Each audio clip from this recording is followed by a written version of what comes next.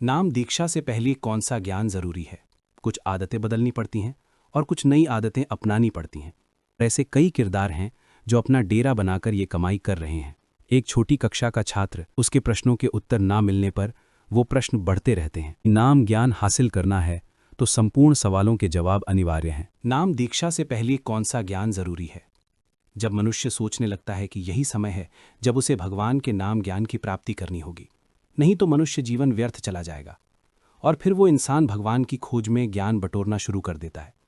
कई बार वो संतों की संगत करते हैं और ज़्यादातर उनके साथ समय व्यतीत करने को बड़ा महत्वपूर्ण समझता है।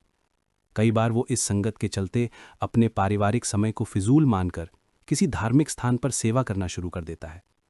कुछ आदतें बदलनी पड़ती हैं और कुछ नई आदतें अपनानी पड़ती हैं। बाद में वो मनुष्य ग्रंथ, पोथी और वेदों का ज्ञान प्राप्त करता और समझता है। पढ़ते पढ़ते कुछ सवाल मन में उठते हैं।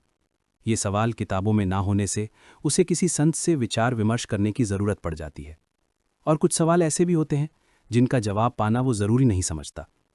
और अगर उसको उन सवालों के जवाब मिल जाते हैं तो वही बंदा इस काबिल हो जाता है कि वो किसी को भी अपनी बातों से प्रभु की भक्ति की शक्ति का अनुभव करा सकता है और अपना अलग से एक धर्म बनाकर लोगों को प्रभु भक्ति का ज्ञान बेचकर धन दौलत जमा कर सकता है।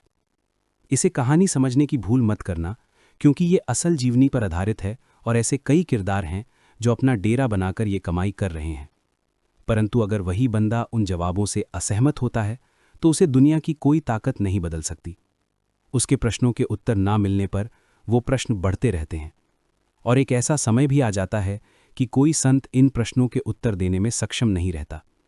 और वही बंदा जो भगवान की भक्ति करने के लिए ये सब कर रहा था, वही बंदा अब राक्षस बुद्धि बन जाता है, जो समाज में हर तरफ से बुरा ही बनता रहता है।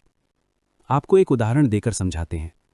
एक छोटी कक्षा का छात्र, जिसके मन में जिज्ञासा भरे सवाल उत्पन्न होते रहते हैं, उसे शिक्षक की ओर से जवाब मिल गया तो एक नया सवाल उत्पन्न होने में समय नहीं लगता।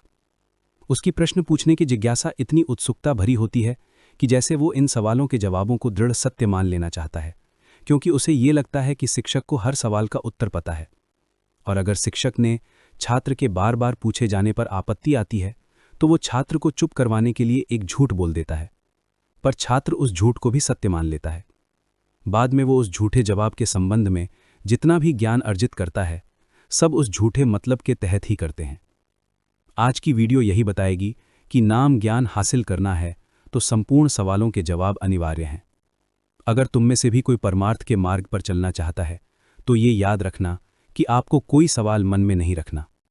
अगर कोई मेरे जैसा प्रश्न पूछे तो सिर झुकाकर कह देना, हमें नहीं पता, और उस जगह से निकल जाना, क्योंकि कुछ सवाल आपको राक्षस बुद्धि का किरदार प्रदान कर सकते हैं। हो सकता है इस कारण से आपको अपनी गर्व से भगवान भक्ति की मर्दानगी छोड़नी पड़े किसी एक सवाल के लिए। पर बाद में यही सवाल आपको इतना तंग कर देगा कि आपका रोजाना का पाठ पूजा आपसे धीरे धीरे छूटने लगेगा। फिर तो धोबी का कुत्ता न घर का रहा न घाट का। तो इस कहानी का सार ये है, आप उसको गुरु बनाएं जो इतना काबिल हो कि राक्षस बुद्धि के सवालों का जवाब दे सके। जब भी नाम दीक्षा की प्राप्ति के लिए जाएं तो मेरी वीडियोस देखकर कुछ सवाल याद ज़रूर करना। ये सवाल के जवाब अगर आपको संतुष्टि प्रदान करते हैं तो मुझे कमेंट करके संतुष्ट ज़रूर करना। वीडियो देखते रहने के लिए लाइक और सब्सक्राइब करना।